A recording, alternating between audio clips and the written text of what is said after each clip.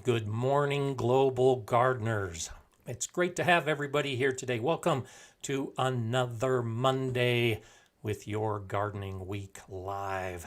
I missed you all last week while I was traveling through Texas, mostly on my way to Louisiana, but it's great to see everybody here this morning ready to talk gardening with gardeners from all over the world. And I've already seen that Dave from Liverpool has checked in, and Peter from Connecticut, and a lot of the regulars from Canada and the United States. It's so nice to see everybody. So continue checking in, continue to say your good mornings or your good evenings, depending on where you might live, and we'll have another packed day with good gardening information. Lots of good questions, lots of good answers, and today's focus will be on preserving your harvest, in addition to answering all of your questions and talking about the gardening things that we like to talk about. So it's so nice to see everybody here. And I do also want to mention Linda was talking about starting her shiitake mushroom plugs, 100 plugs. I just ordered some mushrooms this last week as well. I'm going to be growing some pink, or I should say blue oyster mushrooms in straw bales. So look forward to more information about that. They should ship, I think, next week. So hopefully I'll be putting out some information about that. And when they come in, I'll be sure and talk about growing mushrooms in the live stream in addition to the video that will be coming at some point. So Linda, have fun with your mushrooms because I'll be joining you soon in that process. So nice to see everybody. Good morning, Jesus from North Texas. And so I drove through North Texas exactly a week ago. I dropped down from Colorado, went down to Amarillo, followed 187 all the way to Dallas. And many of you have probably seen on the news all of the troubles that were affecting Texas and much of that area last week. And I was in the midst of it. And I definitely feel the pain for all of you who are living in Texas or traveling through Texas, because it definitely was a very uncomfortable, challenging, and difficult time. And then I came back almost a week later, and believe it or not, most of those problems that I had encountered on the way down were pretty much the same. The weather had improved, but as far as the electricity and the water and all those news stories you've been seeing, that was actually happening. So my heart goes out to everybody in Texas, and I know some are still living with some of those issues. Some of the gardeners that are regular viewers that live particularly in the South area, big trouble. And normally I would have taken Dallas over to Shreveport, Louisiana, and then down, but the ice storms were just so severe, I dropped down to Houston and saw firsthand of everything that's happening in Houston. So I hope your gardens recover. I hope you're able to get some new plants in the ground, because that may be what you have to do. And we have the start of a new garden season, basically defined by the big ice storms of February. But glad to be here. I really missed you all last week while I was driving. I really did think a lot about missing the live stream, and I had hoped to set something up, but because of those conditions in Texas with the electrical problems and all the rest, I wasn't able to get the internet like I had hoped to in a motel room to be able to set something up. But we're here now. Let's move forward. Let's have a great week ahead, and let's get to some of your good gardening questions. Linda saying, I'm in love with your background photo. The garden looks so neat and tidy. Thank you. This photo came from April Jurgens, and I love it too. And it's a few months old. It's a picture from autumn, and I think it's neat. It's tidy. Now, if you look over my shoulder, I think it's right about here, you can actually see in the middle of the garden is a little orange chair, and there's a little table. And I missed that the first time that I was looking at this photo, but I think that's a great idea. That's part of my garden plan, is to put a table and chairs right in the middle of the garden. And so this is an end of season picture of April's garden after the cleanup, fresh mulch on the beds. But imagine when this is all growing and you can sit right in the middle of it and enjoy a morning coffee surrounded by your garden. So I also like this picture. I want to thank April for sending it to me. And it's one of those things, if I had a garden like this, I would definitely sit out in the middle of it, imagine the trees and the birds and the butterflies and all the rest. So thanks for liking it, and we're starting off the day by talking about the background photo. Pat Patrick, good morning to you. Thank you for that super chat. Seems to be a lot of discussion about using peat pots out there. What is the best to use for starting seeds that don't transplant well? That's a good question. So for the plants that don't transplant well, and generally speaking, it's a lot of the cucurbids and squashes, and so pumpkins, cucumbers, those type of plants generally don't transplant well. You could also throw plants like corn into this mix. Now, I prefer to start my corn from seed directly outdoors because it doesn't transplant well. And I prefer to start most of my squashes outside because they don't transplant well. But what I do use when I try to get a jump on the season, so gourds, for instance, gourds don't transplant very well either. But I keep trying, and I've had success in the past growing birdhouse gourds. They have a very long season. It really stretches the limits of what I can do in my garden. So I'll start gourds ahead of time. And what I use is some type of pot that can be buried whole. And so the one we know most often is a peat pot. And it's just a little pot that's made out of peat moss instead of plastic. But they also have the pots that are made out of cow manure, or like my recent video, you can make a pot out of newspaper or cardboard, something that will eventually decompose, and when it gets wet, will allow the roots to grow through in most cases. So that's what I think is best if you're trying to grow something that doesn't transplant well. As I mentioned in a couple recent videos, when I grow in those kind of plants, however, especially in my environment where it's very dry, if you put a peat pot in the ground and you leave any portion of it above the surface, that will dry out. And that will actually absorb a lot of the moisture below the soil level that's still in that pot. And the whole area can end up drying out. And so I peel off as much of the peat as I can, particularly the top half, and then I'll peel away the bottom half. I'll generally leave whatever it is, the peat or the manure or the newspaper, in place around the middle of the plant because that's probably where some roots have started to grow up to it, and those are the roots that I do not want to disturb. But I also want to allow space for those roots to grow and not encounter some compressed peat that might actually hinder their growth. So those type of pots that can decompose, and then I peel off the top and I peel off the bottom and I transplant the whole thing, root ball and that center section of the pot. And I've had good success with those type of plants when I do start them ahead of time.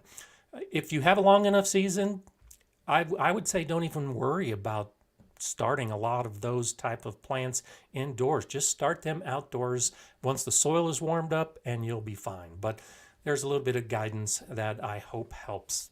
Okay, let's see what else we have. Susan's asking, how do we store our vegetables we grow so they don't rot quickly?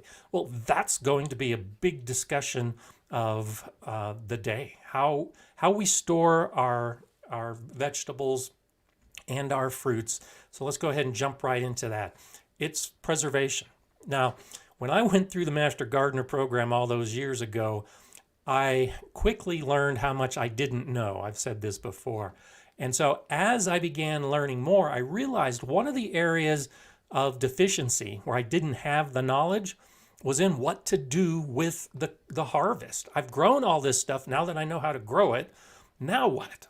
And the second year that I was involved with the Extension Service, the first year I took the Master Gardener course, the second year I took the Master Food Preserver course so that I could learn what to do with the harvest. So the simple answer is food preservation.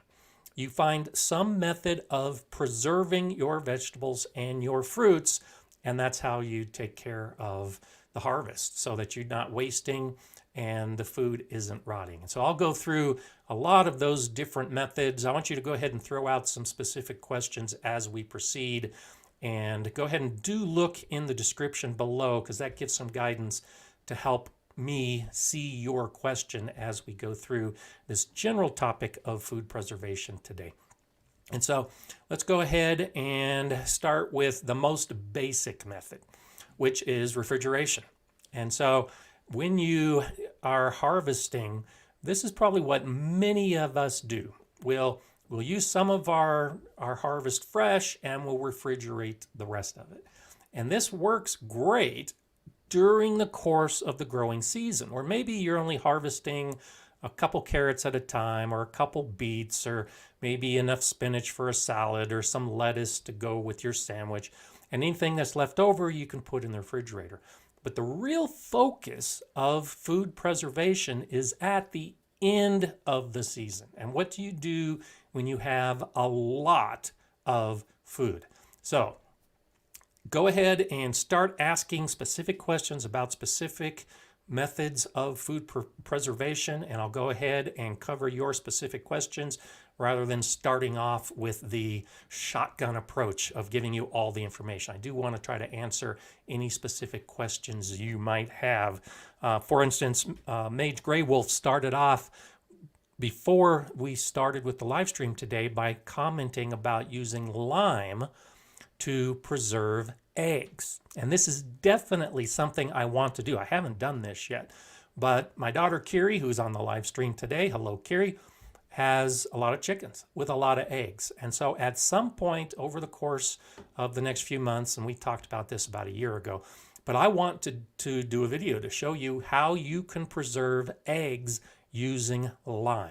And there are some other videos out there, and that's what Mage Grey Wolf was referencing. But that's the idea. If you have some type of food that you want to preserve for a longer period of time, then you find the appropriate method that's best for saving that food. Eggs can be frozen. That's not always the best method. They really don't work as well if you dry them. They do okay if you pickle them. And using lime is actually a method that's been around for a long, long time. So depending on the product, depending on the harvest, really makes a difference as to how you might want to preserve it. And so Stephen Luna is asking, I'm really curious about long-term pickling. And so, and then Heidi's asking the question, what's the difference between pickling and fermentation? Good question. So I'll put the two of those together. And so pickling is the general term we use for taking a vegetable or a fruit and preserving it in an acid solution. So you can say you're going to pickle beets, and you're going to preserve those beets in an acidic solution, low pH. Now there are two primary methods of doing that. One is using vinegar, which is very acidic. And so you are preserving your vegetables like beets in vinegar. And typically it's a mix of vinegar and water and salt and sugar and spices and whatever extra flavors you want in your pickled beets. You can also ferment, and fermentation falls under that broad class of pickling. And so what happens when you ferment is you take your vegetables and you create a salt brine, which is just salt and water, and then you put your vegetables in that. And right now I've got cauliflower and carrots that are fermenting in jars in my kitchen, and they're fermenting in a briny solution. And what happens with that salt kills most of the harmful bacteria. But one of the bacteria that we consider beneficial, the lactobacillus bacteria, can actually survive in salty conditions. And so that becomes the primary bacteria. And as that bacteria grows, it produces lactic acid, which creates a low pH environment. And so we're pickling through the process of fermentation by allowing this bacteria to create lactic acid. And it's the lactic acid that actually preserves our vegetables, just like it was the vinegar that preserves our vegetables. Both are great. A big difference, back to your question, Stephen, about long-term pickling, is that vinegar stays relatively stable. So if you make pickled beets or any pickled vegetable using vinegar, it stays in that pretty much constant pickled state. And I'll often use a water bath canning method to seal the jars and then put them on the shelf, and they can last on the shelf for months with no problem. Officially, the answer is 6 months, but a year I've had pickled beets last with no problem whatsoever, and pickled green beans and pickled garlic and all the other things I pickle using vinegar. When you ferment, the bacteria will stay alive as long as there's food to eat. As long as those starches and carbohydrates that are in the vegetables remain, the bacteria will continue to thrive, which means that if you ferment your vegetables over the course of time, the consistency of those vegetables and the taste of those vegetables will change if you allow the bacteria to continue to live. And so one way to slow or stop the fermentation when it reaches the point that you like is to put it in the refrigerator, or to use something like water bath canning where the heat will kill the bacteria. And so that's a big difference, is they're very similar in that they will preserve the vegetables, but the taste will change with fermentation the longer you allow it to ferment, and the vinegar flavor won't change basically after you've started the pickling. So there you have it. I'm sure we'll have more questions about that as we proceed. But Dennis saying, just finished doing lactose sauerkraut. Yummy. It is. One of my very first videos actually is making sauerkraut. And it's one of my most popular videos. I did it, I think, about 8 years ago. And so I show you the whole process of how to do a lactose sauerkraut. I also have videos on fermented beets, and I've got videos on fermented zucchini. So you probably don't know that, because my videos on preservation are my worst performing videos. Gardeners want to know about gardening. And so you're all those type of gardeners, and you've watched my videos and you're learning about gardening. Well, that's why I wanted to talk about this today, because there's that other phase. And even though I've got videos on my channel that show a number of different methods of preservation, they're not typically very popular. A lot of people don't watch these type of videos, and that's the lesson for today, is to expand your gardening world to include that initial question. What do you do with your harvest so that it doesn't go bad? And preservation is the answer. Okay, let's see what else we have. Kiri's saying we've been fermenting cucumbers lately. Easy, yummy pickles. Absolutely. And so Kiri and her husband do an awful lot of pickling, and they're actually relatively new to fermenting. Guess where they got that idea? But it's one of those things I highly encourage. It is so easy to do. And like I said, I've got videos that show you how to do it. You just take your vegetables, you just take the salt brine, pour it over the vegetables, and they will ferment. There's a couple other steps, of course, but that's basically the only ingredients.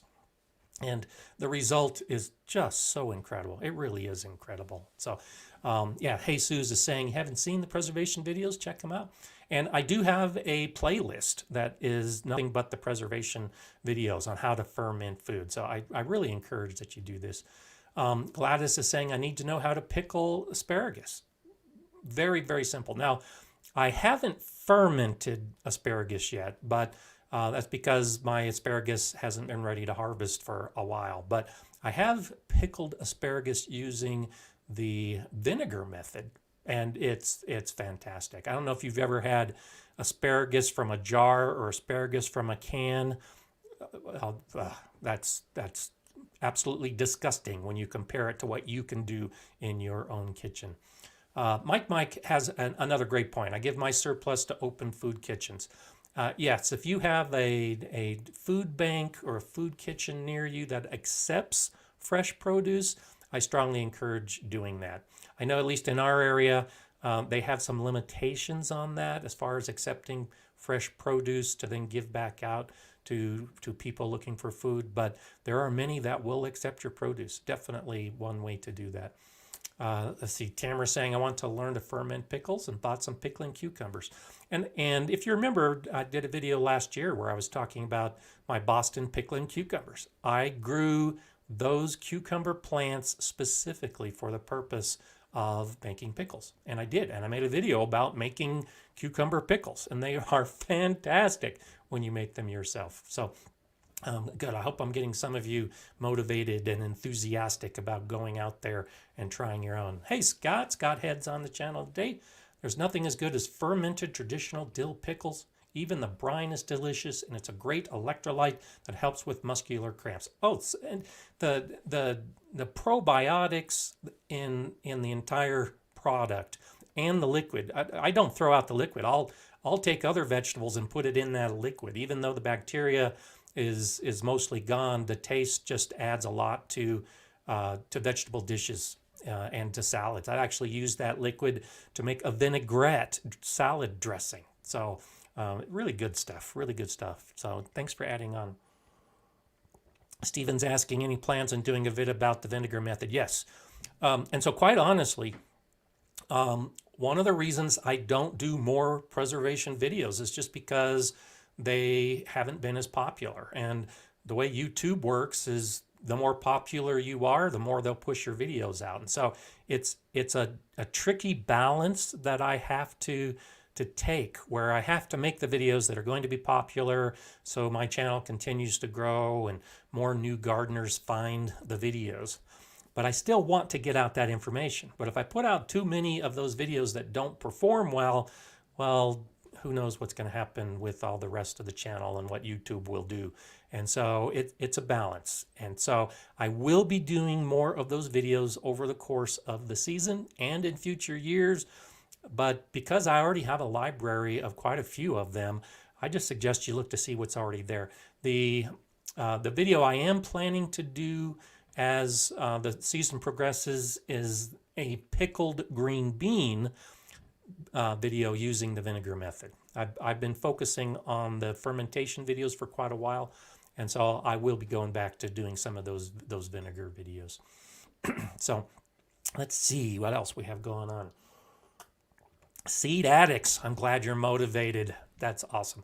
And this, it really is so easy, and it's so much fun, and they are so tasty that it's one of those things, like Scott says, there's nothing like a classic fermented dill pickle.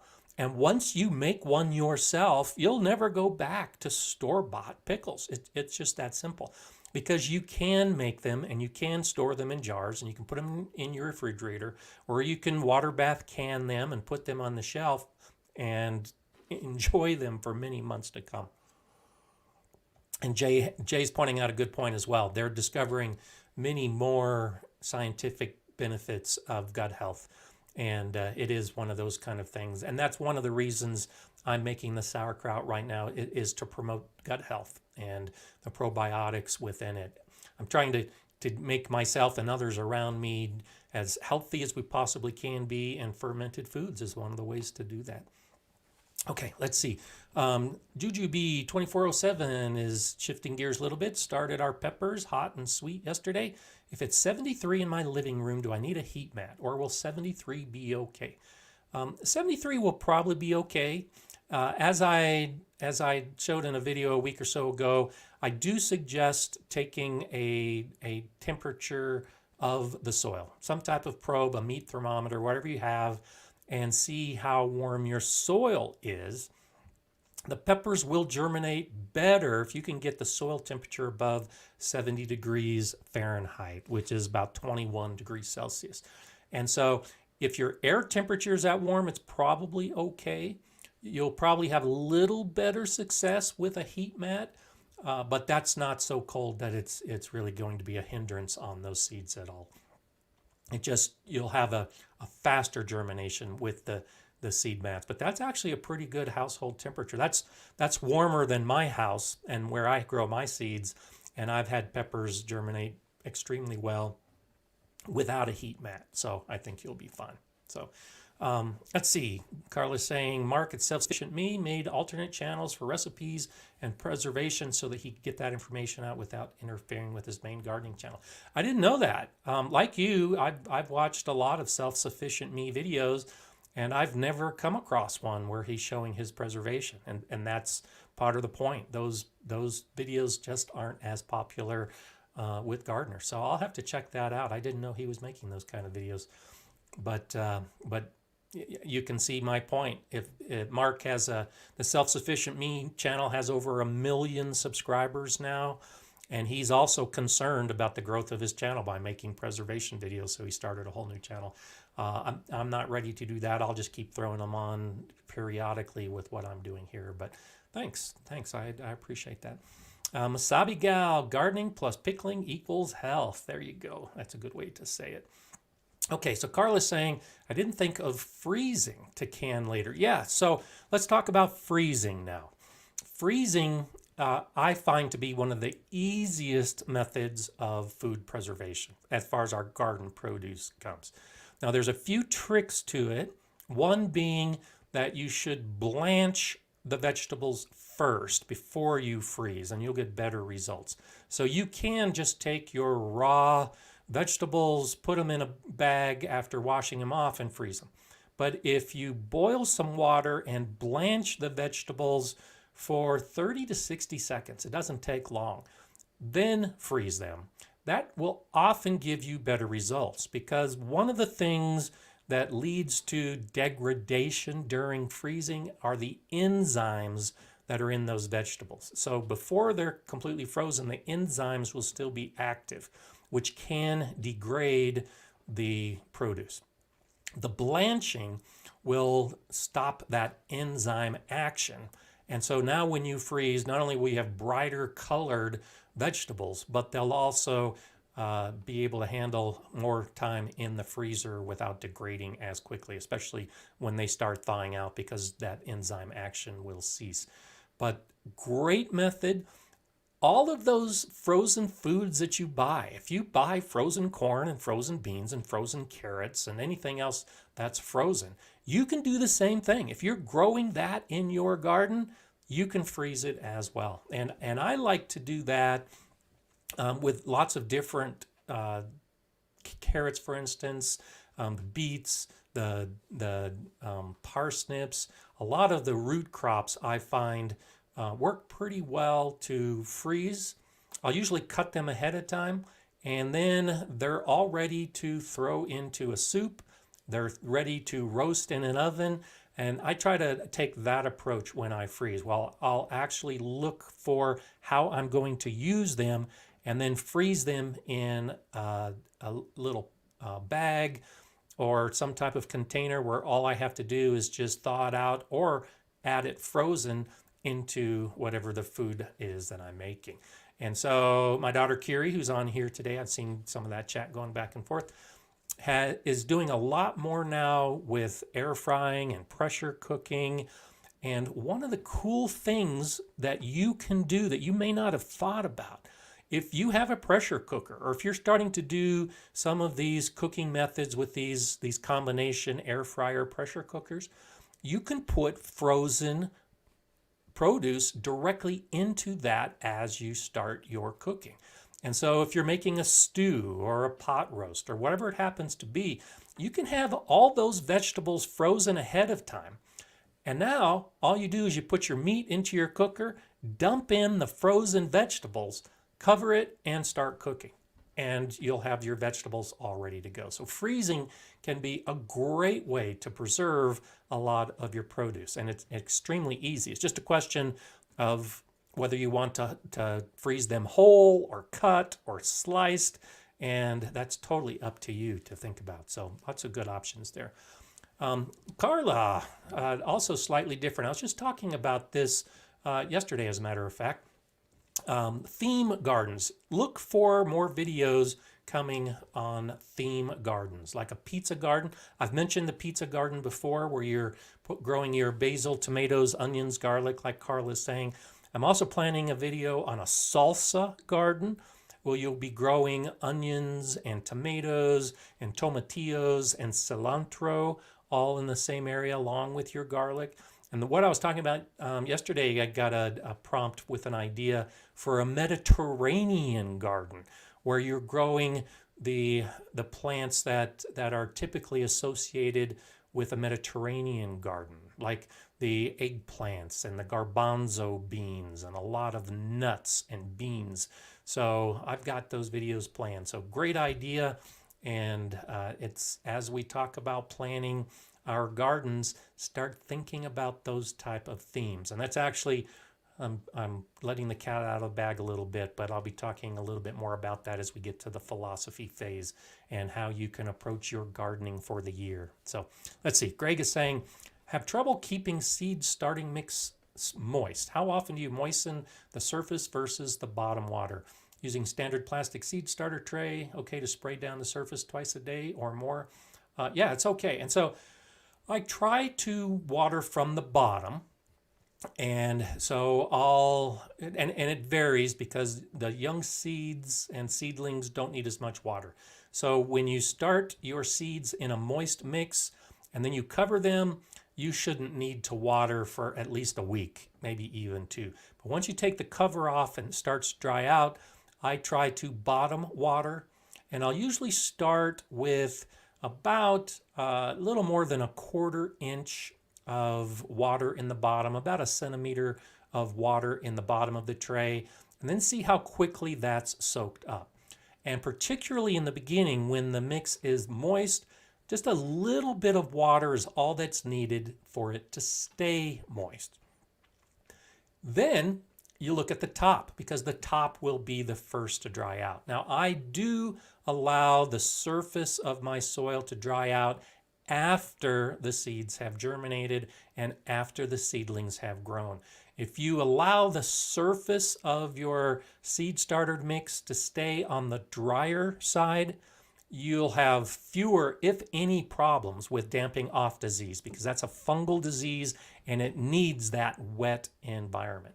You also won't have fungus gnats if you can keep the surface dry. So once the seedling is growing, I just do bottom watering, and I don't worry that much about the surface.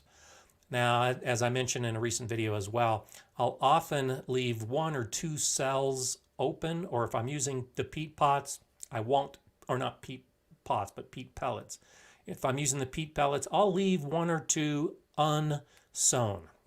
So in other words, I won't put a seed in that pellet, or I won't put a seed in that cell on the tray, so that if I am not sure about the consistency of the moisture, I can actually stick my finger in it. I can actually put a toothpick in it. I can use some method to see if those empty cells are moist, because if those empty cells are moist, then the rest of the tray should be moist. And then it's just a matter of moderating that moisture as much as possible. It might start off with 1 centimeter a day of water and eventually work its way up to 2, 3, 4, 5 centimeters, more than 1 inch of water a day as the plants grow, because they're going to need more water.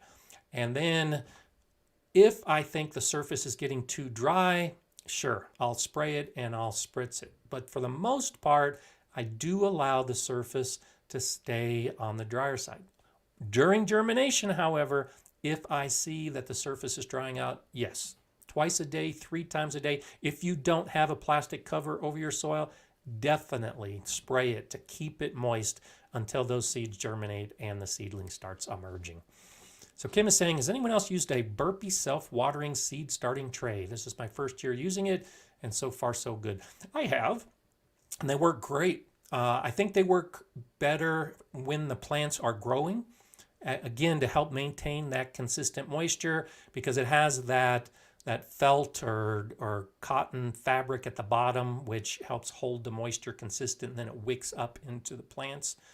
It's not as good for starting seeds, especially pepper seeds. So if you want to put something on a heat mat, well, then those wicking trays are actually not going to allow much of that heat from the mat to reach into the soil. So I use those mats, and I've got a couple of them that I'll be using here real soon. And so I use them for the plants that don't require or don't do better with a heat mat, and that's the big difference. But I've had great success with them, and once you get them, you can reuse them year after year. So that's a great way to go. Great option.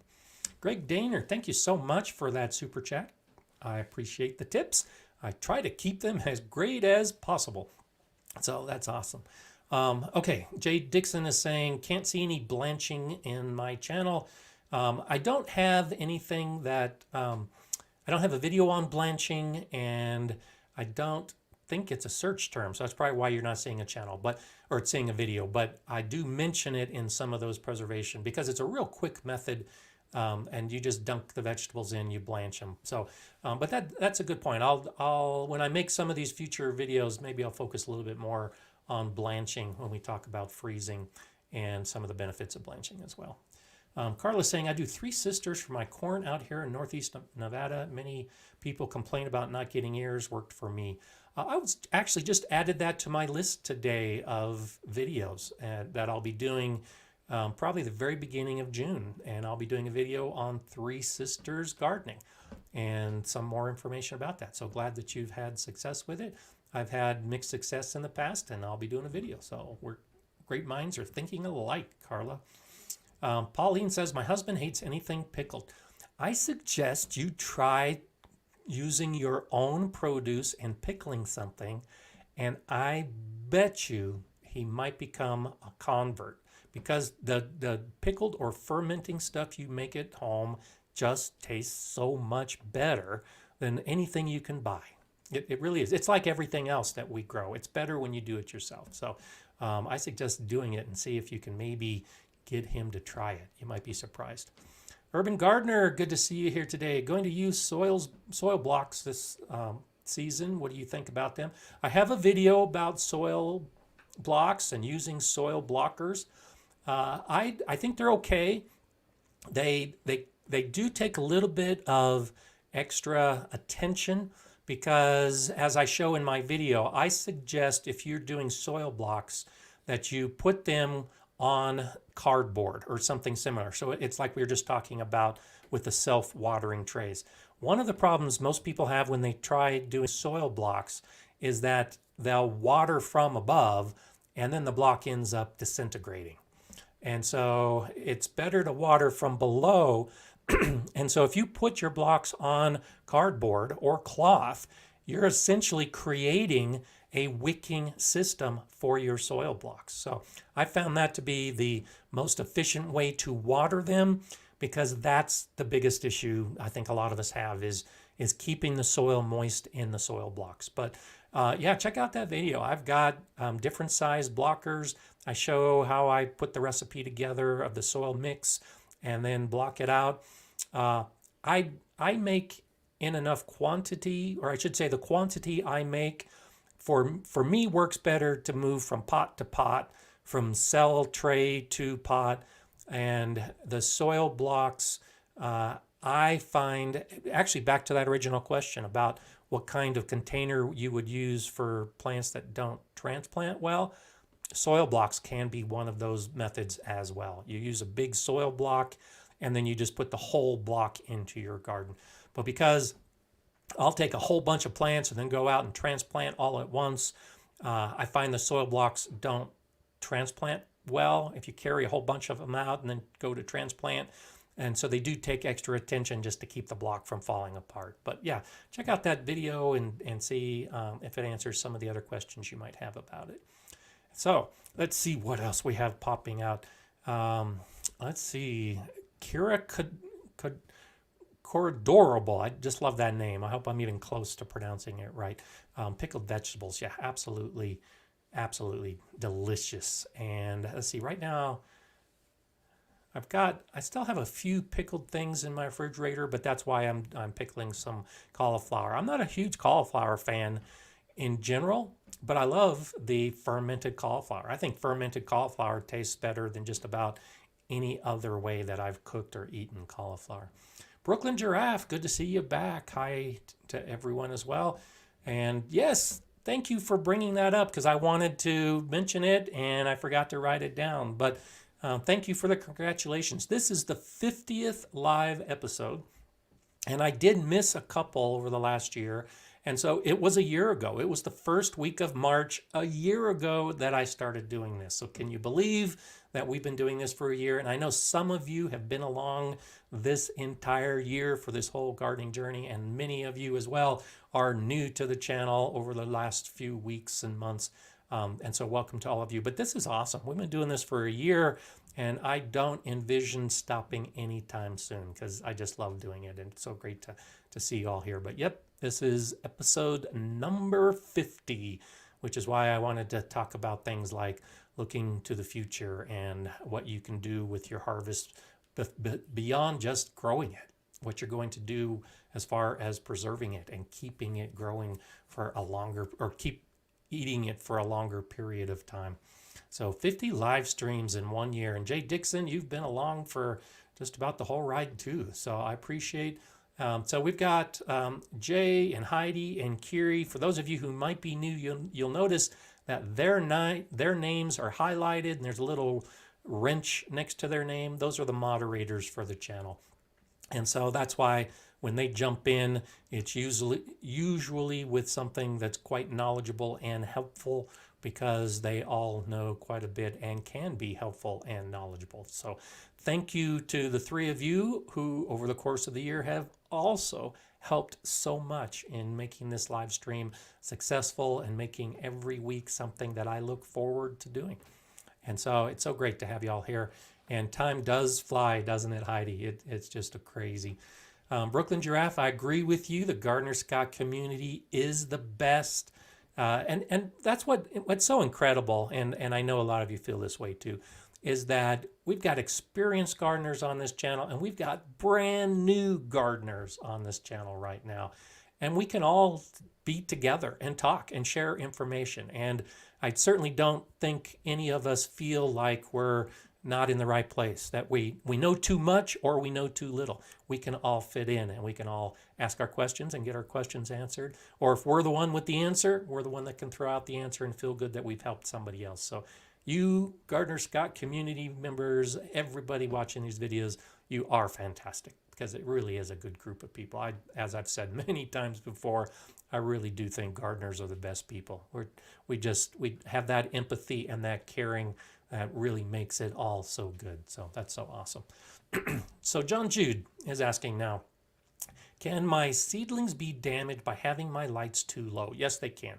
Depends on the light, but if the light is producing heat, that heat may be too much for those plants. So you have to look closely. Put your hand under your lights at the level that the plants will be. And so if you're planning on putting your light 2 inches or 3 inches above your plants, then put your hand 2 or 3 inches below your light. And if it's hot, then the plant is going to feel that same heat. That could damage the plant. So it's just one of those things. Check it out ahead of time. See what's happening. LED lights tend to put out less heat than a fluorescent light, or definitely an incandescent light. But that is something to check out, because it's not the light that's going to damage the plant. It's going to be the heat. And Bob Brink was asking, should I pull my tomato plants at the end of the season to let the tomatoes finish, or is there a better way? And so this is another one of those things that you can preserve the length of your season, let's put it that way. But once tomatoes have reached the point where if they're just starting to change color, if they're starting to yellow a little bit, you might see a little bit of pinkish, then they're basically completely grown. And you can take those tomatoes off the plant, bring them indoors, and they will continue to ripen. They don't need sunlight to ripen. You can ripen them on a counter in your kitchen. One thing that I've done in the past, it's kind of fun, if you've got a lot of tomatoes, is you can pull up the whole plant and you can bring the whole plant in. I did this 1 year. I don't know if Kiri remembers this in my garage. I think I had 10 or 12 tomato plants hanging upside down in the garage, and the tomatoes continued to ripen. And we would just go out and pick tomatoes off of these plants that were hanging in the garage. So those are a couple different methods of pulling the tomatoes off the plant or pulling the whole plant out of the ground and then allowing the tomatoes to ripen. You can preserve them as green tomatoes. And so you can pickle green tomatoes, you can slice green tomatoes and freeze them. Those are a couple ways that you can actually, at the end of the season, get some of those tomatoes that haven't ripened yet and save them for a later time. But I find, in fact, this last year, I had some tomatoes ripening months, I'd say 6 to 8 weeks after I had pulled them off the plant because we had such an early freeze come. And the taste is close. It's not as good as pulled fresh off the plant, fully ripe, but you'll have a ripe tomato and still be able to use it by just letting it sit and ripen. And it's actually kind of fun to see. Okay, let's see what else we have popping up. Mage Grey Wolf says, I want to do inverted tomato growing using gallon jugs. I suggest you try that. I've grown using inverted methods before, and it's fun, but I will say particularly in gallon jugs. And so you may have seen those tomato grow bags where you grow upside down tomatoes. One of the biggest issues I have growing that way is that a gallon jug or those grow bags just aren't big enough to get the most root development to get the best harvest. And so the plant will grow and you will get tomatoes, but you'll have a stunted plant and you won't get as many tomatoes because it's a smaller root system. There's just not going to be as many roots in a gallon jug as there will be in a 5-gallon jug, or as there will be if you're growing them in an open bed in your garden. So I suggest trying it just because it's fun and you can see how well it works. But I will say don't expect to have a great big harvest because the plants just won't grow that big. And they might even be a little bit stressed. But it is kind of a fun experiment to try. And it's one of those things that once you've done it, you can decide for yourself if you want to do it again. But I suggest trying it. Masabi Gal says, I've made green tomato chow chow. Delicious. Recipes in the Ball or Bernardin canning jar canning books. And thank you for pointing that out. And so there's a book. It's known as the Ball Blue Book. And it comes from the Ball Company. And Ball makes canning jars and canning lids. And they have a couple versions. I've got a couple different books. They've got the Blue Book, which is a very thin and relatively inexpensive book that tells you how to preserve just about anything using basic methods. And then they have a thicker book that's the complete guide to home preservation or home preserving. I forget exactly the name of it. I've also got that one, and it's got a ton of recipes like the chow chow from the green tomatoes. So when this goes in replay, I'll go ahead and put a link in the description for the Ball Blue Book because it really is something that I think every gardener should have. If you have any inkling that you want to try preservation, you can watch videos, you can go online, but I always have the Ball Blue Book open in front of me. And I've been preserving for years. It was 2005 that I went through the Master Food Preserver course, and I've made thousands of jars of jam and jelly, which is how I prefer to preserve my fruit. And I've made hundreds of jars of pickled and fermented vegetables. Even though I've done it over and over again, I always have the Ball Book in front of me just to make sure I don't forget a step, because the steps really are important as you go through them. So check that out, Ball, B-A-L-L, and you can look at it now, or you can stand by for a little bit of time, and I'll put a link in the description below. So another great idea for green tomato and chutney and chow chow. And so let's talk a little bit about the jams and jellies, because I grow raspberries for two purposes. One, to make raspberry jam, which along with blackberry jam are my favorite. But I also love making raspberry pie during the holiday season. And generally during the holidays, it's more difficult to find raspberries. And if you do, they're often more expensive than it's worth to make a pie. So I love growing my own raspberries. Through the course of the season, I'll pick the raspberries and then I'll freeze them. So as I pick my raspberries, I'm freezing them for the purpose of making a pie or to get enough quantity to make a jam. And so as we talk about preservation, you can combine some of these methods. You can freeze your vegetables and fruits for some type of additional use or additional preservation. And freezing the fruits to then make jelly or jam is a great way to do it. And one of my very first videos is actually how to make jelly. And I did that almost 10 years ago. And so I show the whole method of how I make jelly in one of my very first videos. It's extremely easy. The sugar and the low acidity of the high acidity, low pH of the jelly keeps it preserved. And I've had jellies that were 2 and 3 years old, still were great and still enjoyed them. So that's another great way that you can think about preservation. Rachel's saying, while starting my seeds, many got stuck in the seed pods. Do you know why this happens? I've wondered why, but I actually haven't researched it.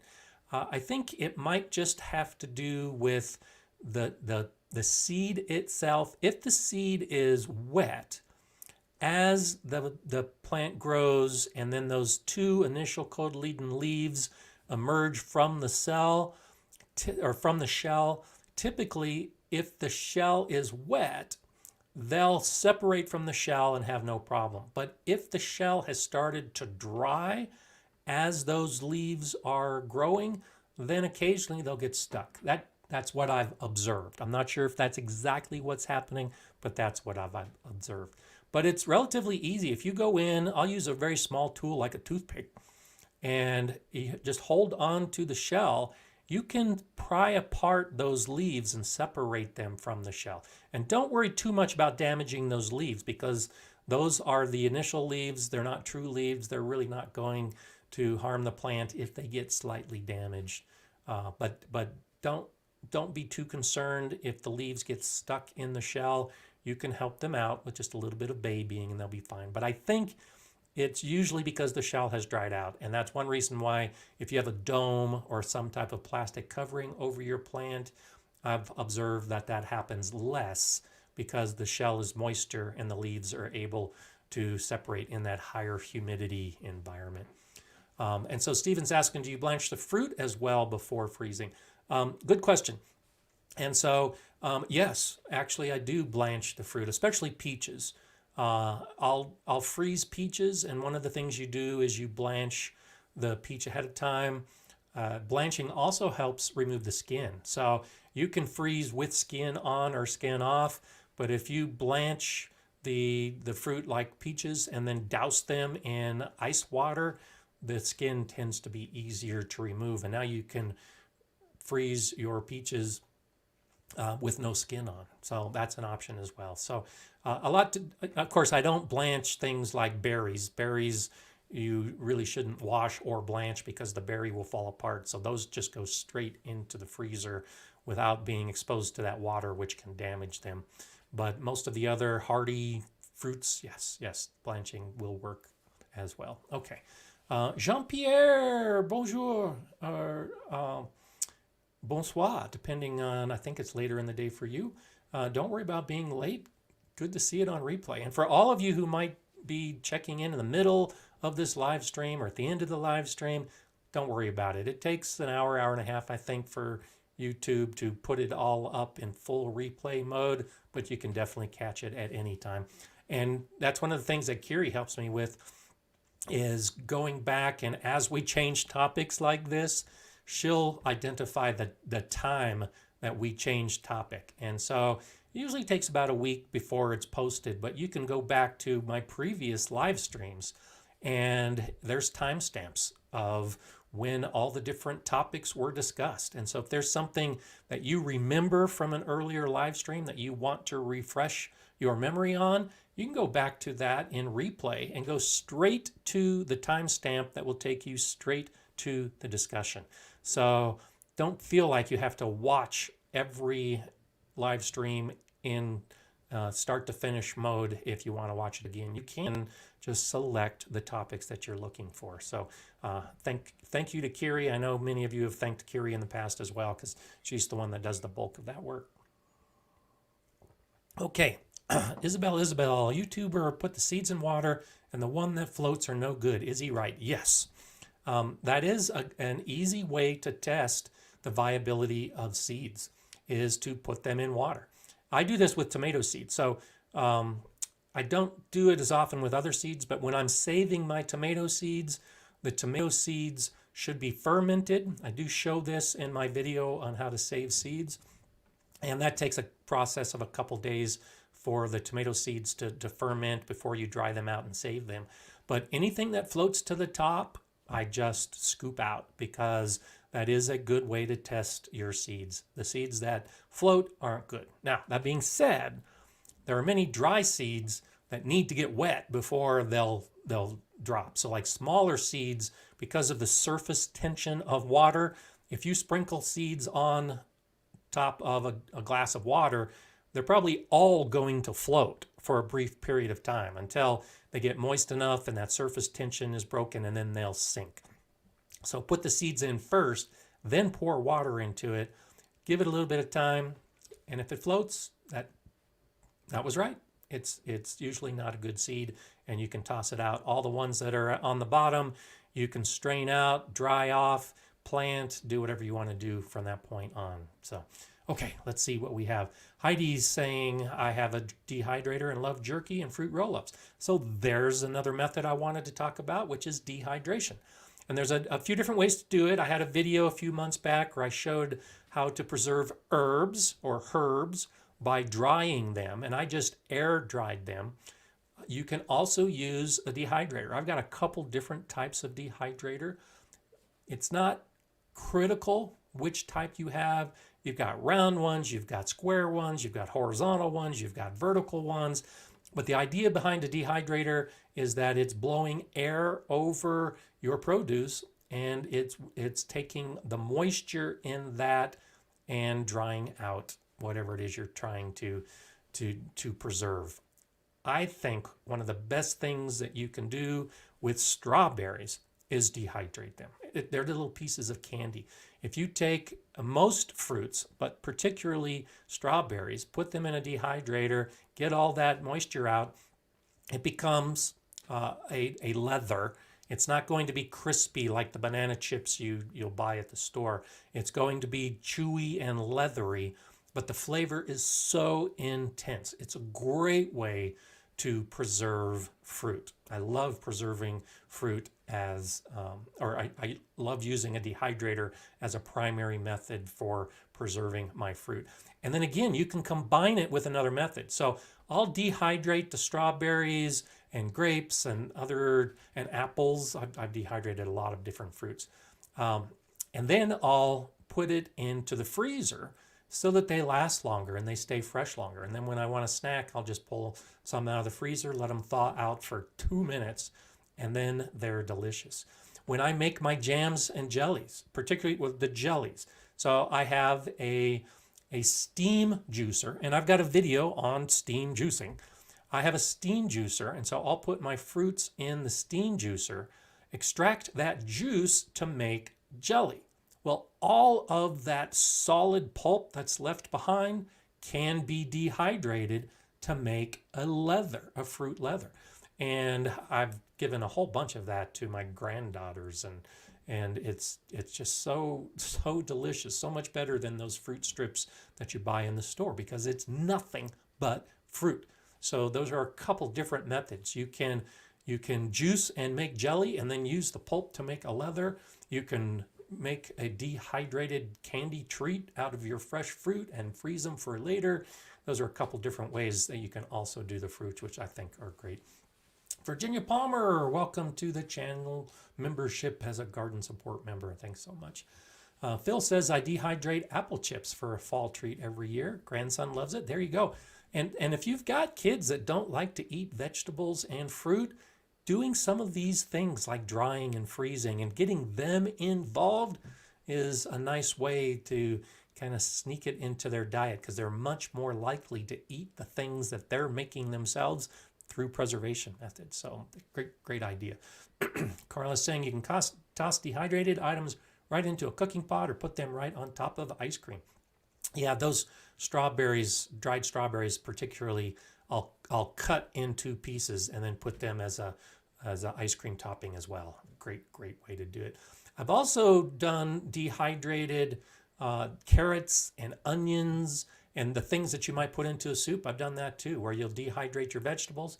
Again, putting them into a bag the size that you intend to use and then dumping them into a pot to make soup.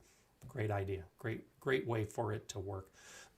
Okay, let's see what else we have. Yeah, Jay Dixon is saying, if you put at Gardner Scott in front of your question, I'm much more likely to see it. So Kevin's asking, what's a good way to store onions and potatoes? So much of it depends on the onion and the potato, because some will store longer than other, but cool, dark conditions are the best way to store and have a fresh product. So if you want to use a fresh onion or a fresh potato, it's a cool, dark, dry location, and depending on the variety, they can last months, but particularly with the potatoes. Potatoes generally will last a little bit longer than the onions. I'll store onions in the refrigerator and they'll last quite a long time. You can also use methods like if you use onions and or potatoes in a soup, you can actually dehydrate them and then add that dried potato or dried onion into your soup, and it will add the flavor and also help thicken it as well. So primarily it's just cool storage, but you can also try drying.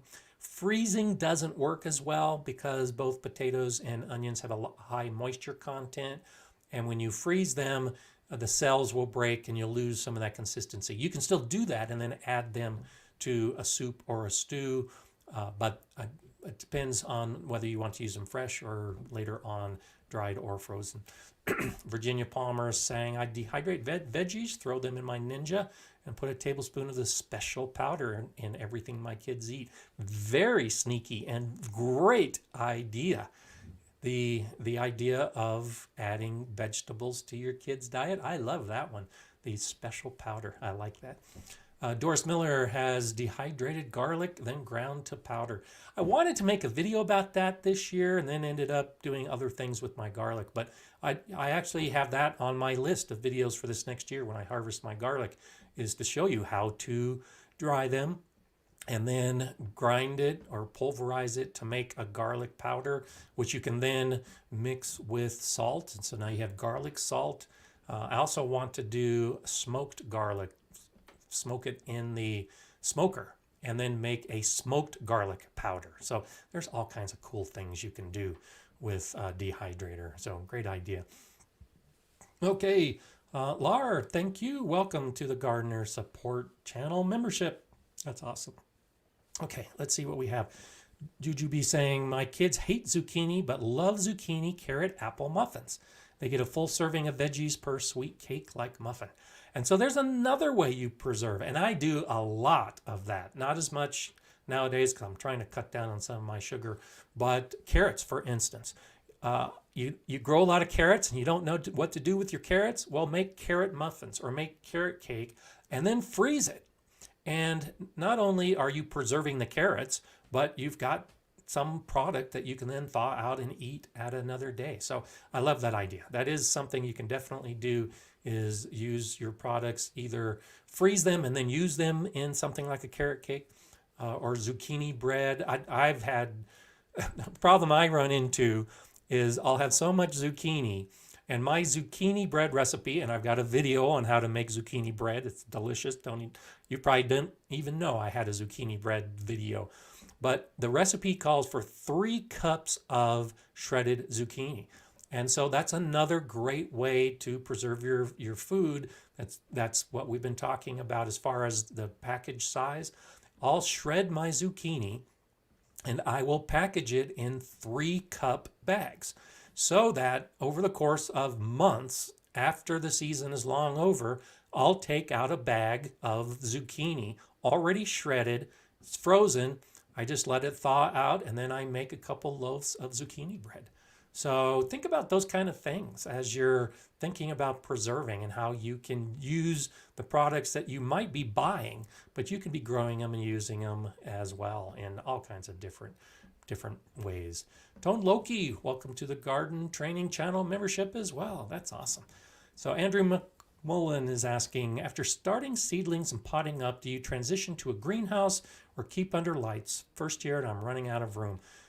That's the basic answer is what you highlighted, is it depends on how much room you have. And it also depends on whether you have a greenhouse. So when I was growing at the school garden, and you can see this in some of my older videos, I would have literally 1,000 plants growing under lights.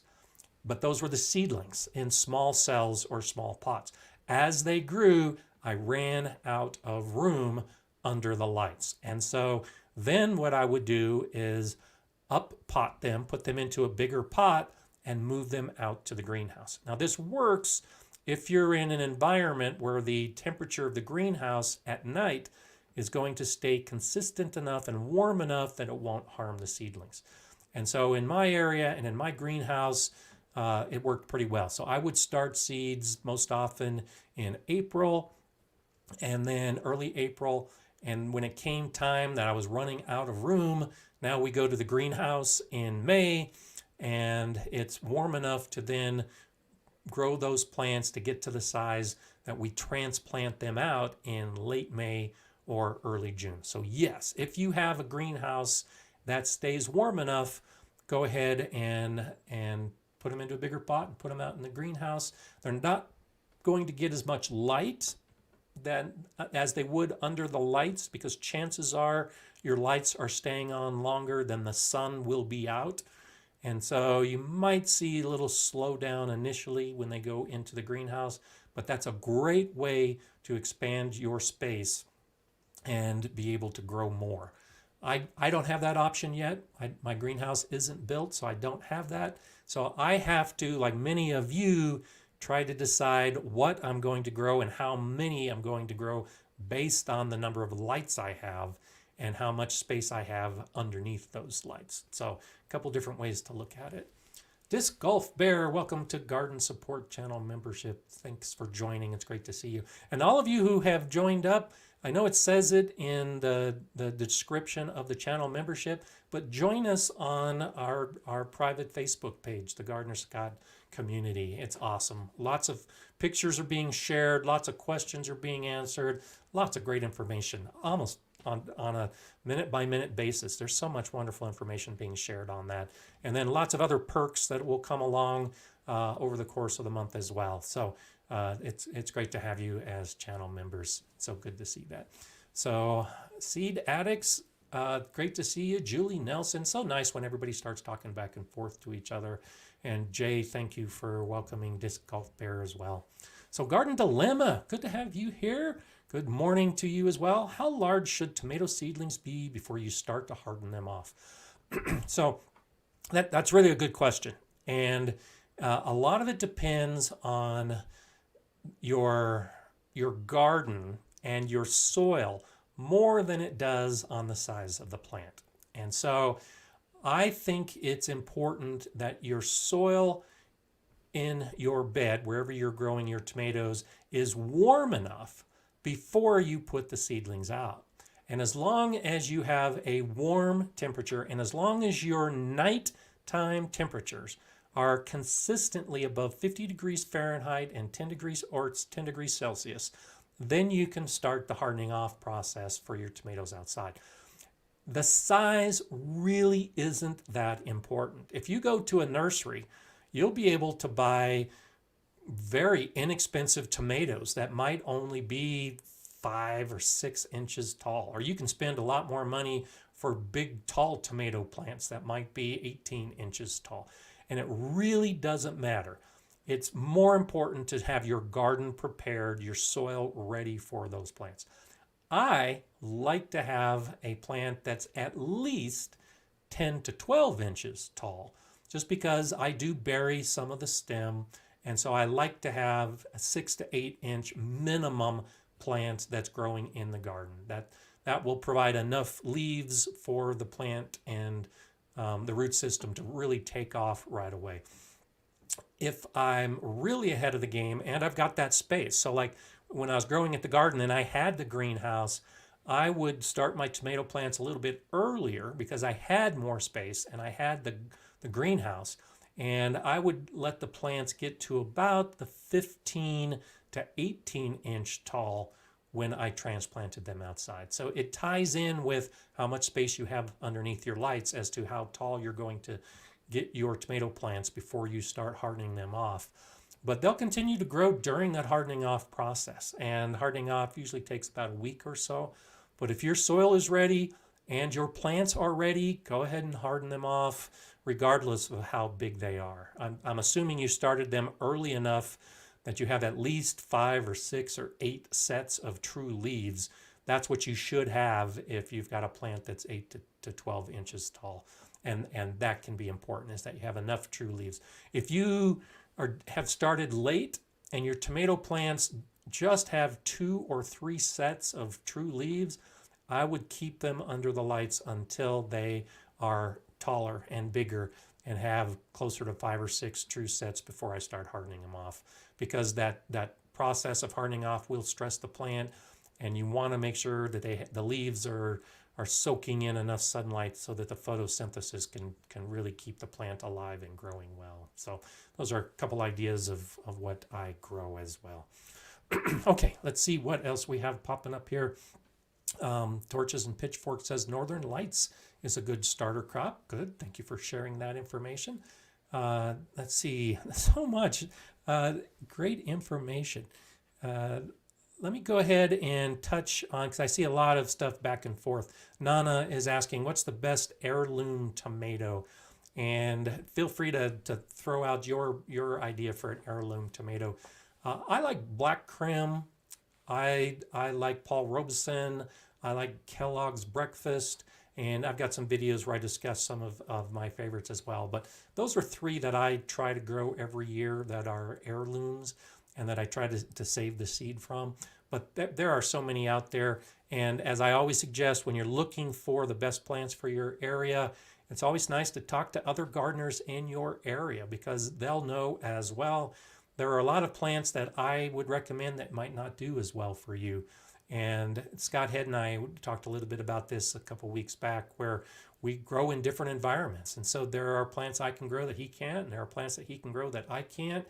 And so I'm hesitant to recommend what's best for you based on what's best for me. And so ask people in your area that might be able to help out. But those, at least the Black Krim, tends to do well in many areas. It is a Russian tomato, which means it does better in areas that don't have the hot summers. And so if you live in an area with the hot summers, check out Scott Head's channel, and you can see some of the tomatoes that he's grown, because in South Texas, the tomatoes are different than what we have in the mountains of Colorado. So, okay, let's see. I wanted to also talk about other preservation methods. So we've talked a little bit about dehydrating and drying herbs, and we've talked about freezing, and we've talked about pickling, and we've talked about jams and jellies. And so another way, and I just kind of touched on it a little bit, is to actually make the food with the ingredient, the vegetable or the fruit, and then have the product as something to use in the future. So that is definitely a preservation method, where you are usually freezing something for later use. But you can also expand your thoughts along these lines, because tea, if you're a tea drinker like me, well, you can make your own tea by taking raspberries and mint and lemon balm And a lot of these other plants that you're growing, dry them. And that's really kind of this idea where you're thinking about how you're going to eat or use your crop. Well, make it into a tea. Dry the leaves and then save those dried leaves. And whenever you want to have a tea, go ahead and make it. You can do the same thing by making a soup mix. And we actually did this in the food preservation program where we would make our own French onion soup mix, where you take your onions and you dehydrate your onions along with what other ingredients you want.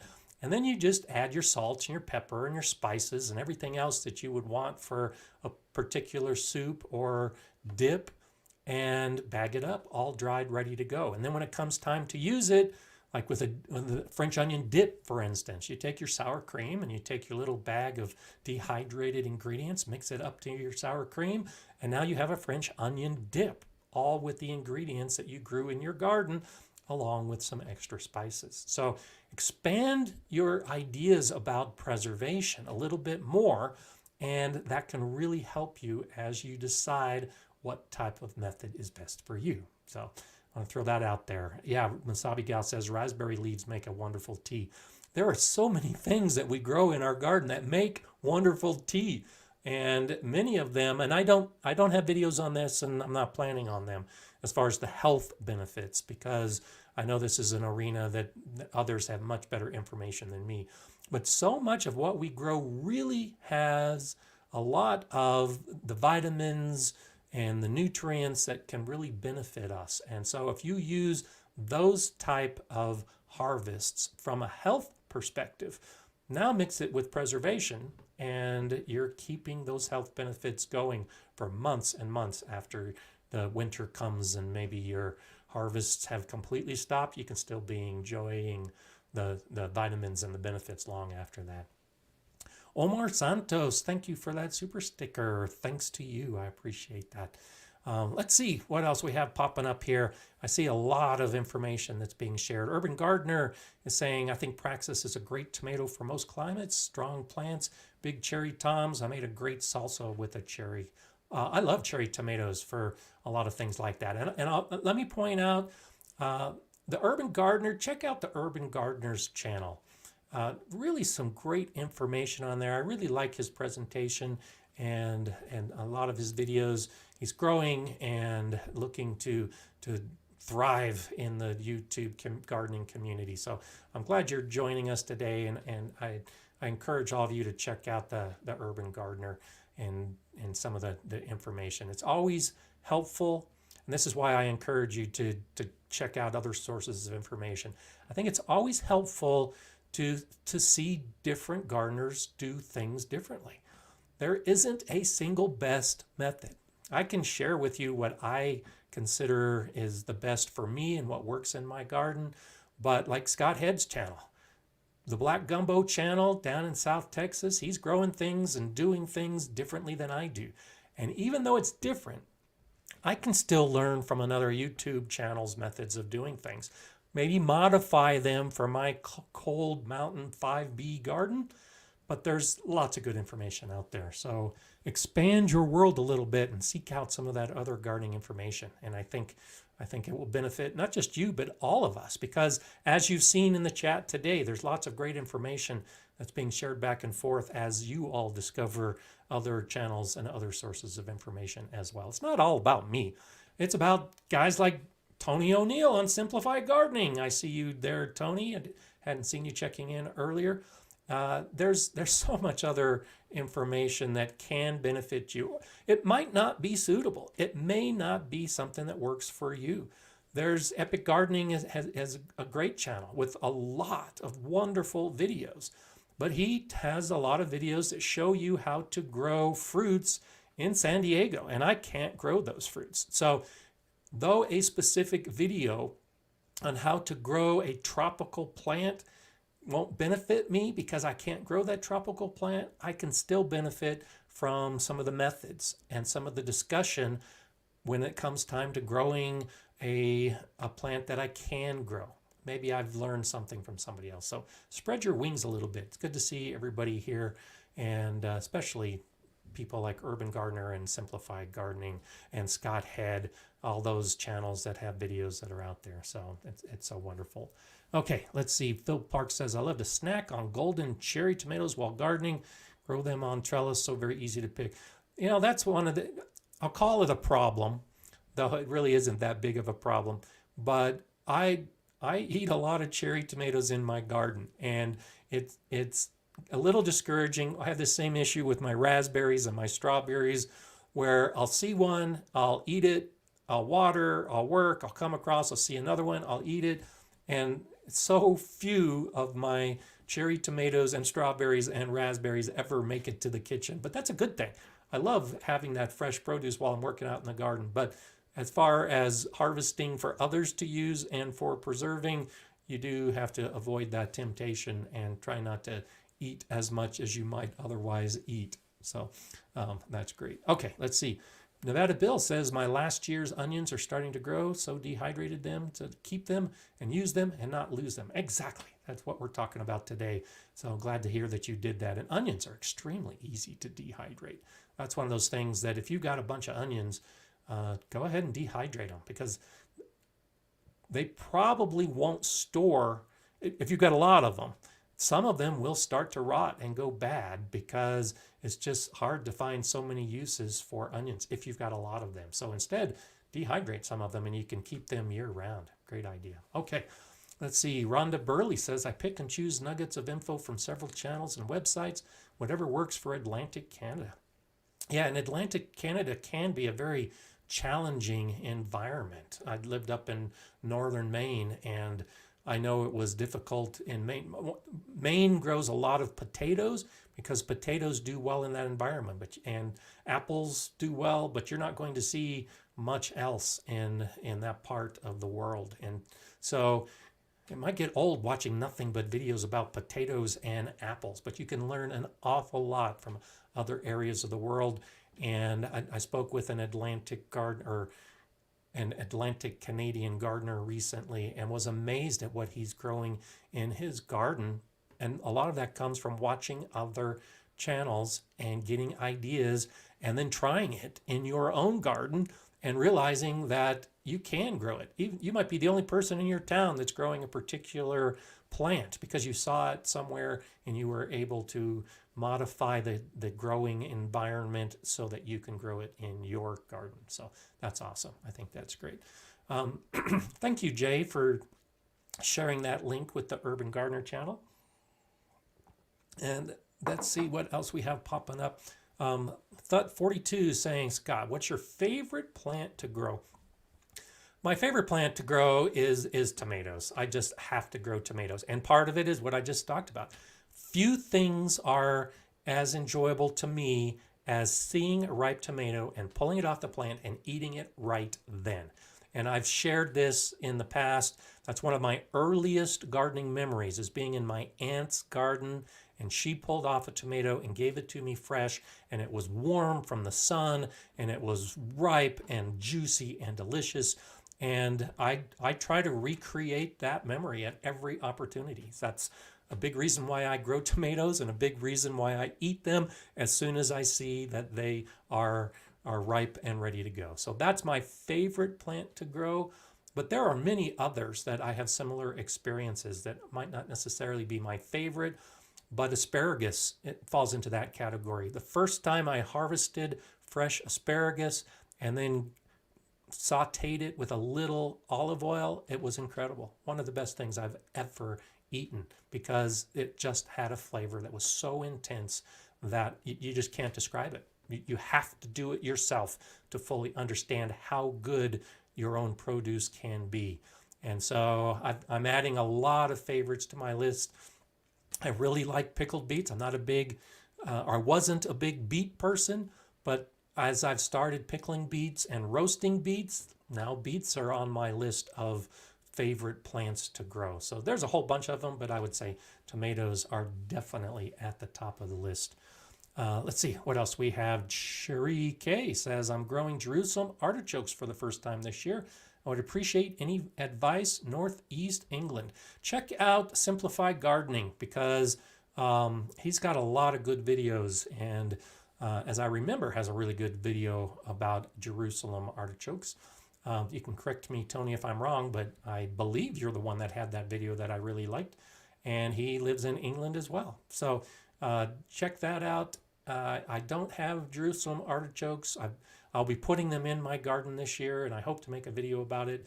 I don't have a lot of experience with that, but I know Tony O'Neill from Simplified Gardening does have some experience along those lines, so hopefully he'll check it out. And Urban Gardener says beet greens are a great addition to salad. Absolutely. And so I grew up 3 different types of beets this last year, 3 different colors, and the leaves were different, and the leaves tasted different.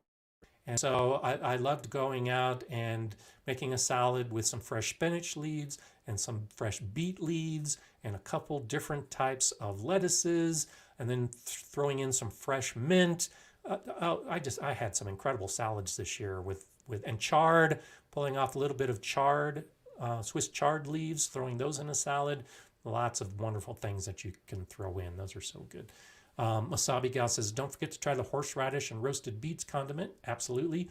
I think you were on that day. I was talking about how I wanted to harvest the horseradish and it was frozen. That's one of the dishes I made at Christmas was the roasted beets, but the horseradish was too frozen. I had the beets that I had harvested and stored in a cool, dark environment. And I was actually able to harvest beets very late, but the horseradish was just frozen solid. So yes, I will try to remember it. Yeah, and Tony says it is Simplified Gardening where he's got the video about the Jerusalem artichokes. So check that one out because there's lots of good information there. So, okay, let's see. So glad to see all the regulars checking in. Virginia's saying, my mom makes pickled beets and eggs every year in a gallon jar. Delicious. I haven't done that combination, but it definitely sounds good. Tamara says, my green globe artichoke plants are about 12 inches tall and have something eating them, making the leaves lacy skeletons. Not sure what to do for them. I know you're directing that to Tony, but go out and look at the plant. There are a lot of things. Flea beetles can do that. I had a lot of flea beetles that were making skeletons of my leaves this last year. A lot of caterpillars will do that. And so take some time to look all over the plant. Look underneath the leaves, on top of the leaves, everywhere you can, and you might find the culprit, and it might be very small. Flea beetles are extremely small and difficult to see. You can also go out and shake the plant a little bit and see if something jumps or moves, and just do that observation, and that might help you identify what it is that the problem happens to be. So, okay, let's talk about the little bit of philosophy that I wanted to tie in with the preservation and using your harvests and all these foods and all this wonderful thing we're talking about. And so the basic concept is planning. And we've talked a lot about planning over the recent months. Planning what seeds you're going to get, planning your garden, planning what plants you're going to grow, planning to improve your soil. All of those are very important aspects of gardening where we're planning for what we're going to do. Well, now I want to throw something a little bit new at you, and that's planning for the end of the season. Too often we spend so much time laying out our garden plan. All the beds are ready to go. We buy our seeds. We get our calendar out and know when we're going to start our seeds indoors.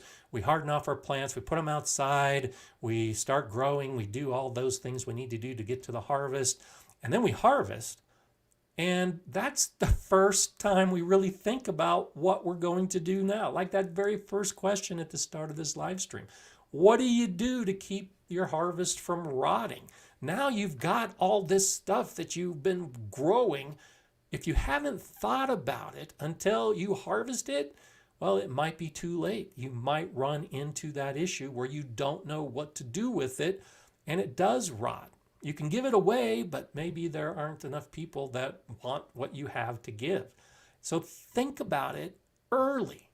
If you are just now entering into springtime and you're thinking about the plants you're going to grow, or you've got your seeds started, well, look to the harvest and look to how you're going to use those plants. Plan for the end of the season. Plan for that 50 pounds of beets because that's how many you grow. Plan for 100 pounds of tomatoes. Plan for all of that Swiss chard. When it reaches the harvest time, you should have your plan in place. And that's why it ties into the preservation that we've been talking about today. If you can plan early for what you're going to do with your harvests, well, then you can be prepared. So strawberries, for instance, I think strawberries are great to grow. Any gardener in zone 8 or below should be able to grow strawberries without too much difficulty. You might have to search for a variety that does best for you, but you can grow strawberries. Well, now that you have those strawberries, what are you going to do with them? Are you going to eat them fresh, which is great? Are you going to make strawberry jam, which is a great way to preserve them? Are you going to dehydrate them, which is a great way to preserve them? Well, it's easy to harvest your strawberries and eat them. But if you've got so many strawberries growing, what do you do if you can't eat them all before they start getting squishy and get rotten? What are you going to do? Freezing is a great option. Most of us know how to freeze food. But if you're interested in how to dehydrate strawberries, well, now is the time to learn about dehydration and what that means and what the methods are, and maybe buy yourself a dehydrator. If you're interested in making strawberry jam, well, then think about those methods. What do you need to learn to make jam? One of the reasons that I grow a lot of the plants in the areas that I'm growing, like rhubarb, I grow rhubarb right next to where I'm growing the strawberries, because strawberry rhubarb pie and strawberry rhubarb jelly are delicious ways to use those crops. Well, think about that as part of your planning. When it comes time to harvest the strawberries, I'll also be harvesting the rhubarb and then putting that into my steam juicer so that I can get the juice to make my strawberry rhubarb jelly. That's all been planned well in advance before those plants ever break dormancy in spring. And that's what I'm suggesting for you to think about now. Plan for the end. Plan for the harvest. Plan for those things that you don't know about and learn about them beforehand. Learn about them before the plants are growing. Learn about them before you harvest so that you can actually build in your harvest plan around your preservation methods. So for instance, the green tomatoes that we talked about earlier. If you want to preserve green tomatoes or make a green tomato chow chow or a green tomato chutney, well, now that directly ties in with your harvest plan.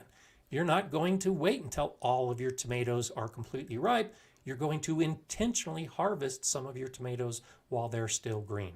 Or you're going to wait till the end of the season and take all those tomatoes that haven't ripened, and that's how you're going to use it. So think about that right now. Think about it before you put a seed in the ground, before you harden off, before you put the plants. How are you going to use them? I want to try making sun-dried tomatoes. Well, that's one of those things I've never done before, but I've already started thinking about it. I've already started watching some videos.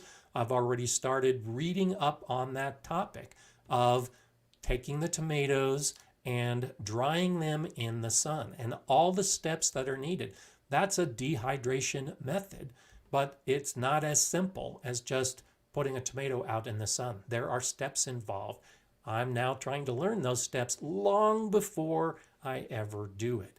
So if you plan for the end of the season, if you plan for the end of the harvest, if you plan for what's going to happen after all that work is done, what's it going to look like? What's your plan going to look like? And you may modify some of the plants that you've chosen. You may add more plants to your mix when you take the time to plan for that harvest and preservation phase. And so particularly with growing herbs, dill, if you now are intrigued and motivated and enthusiastic about the idea of making your own fermented dill pickles, well, what else goes into that fermented dill pickle recipe? It might include Onions. Were you planning on growing onions this year? If you weren't, go ahead and grow some onions. If it's a dill pickle, it's going to need dill. Have you planned to grow dill this year? If not, go ahead and get some dill seed. Now, because you were planning to grow those pickling cucumbers to make pickles, you can also grow the onions and the dill and the garlic and anything else that you're going to throw into that dill pickle recipe. And you've done it all. That's one of the reasons I really liked my dill pickles this year, because I grew the dill, I grew the pickles, and I grew the garlic. So I was able to make an entire fermented dill pickle recipe with all of my own ingredients, which, you know, some of it's psychological, but a lot of it is actual. The taste is better when all the ingredients are fresh and all the ingredients come from your garden. And if you don't look to that end game, if you don't look to that recipe of what you're going to need, you may miss out on some of that opportunity of growing all of it yourself, which makes the whole process not only easy, but I think better all the way around. So there's the philosophy for the day. Plan for the end and do it before the beginning. And I think you'll have better results, better success, and definitely enjoy the whole process that much better. It's so good to have you all here today. It's so great to see the discussion. You guys have just been fantastic. So much good information going back and forth. If you missed anything, by all means, of course, watch it in the replay. But it's one of those things that I'll be back on next Monday. So if I didn't get your question answered, you can ask it underneath in the comments for the replay, or you can hold it off till next week. And next week, I will be back at the same time on the same gardening channel, hopefully with all of you great gardeners as well. I hope you have a wonderful gardening week. I'm looking forward to what you'll share with all of us next week. And until then, I'm Gardener Scott. Enjoy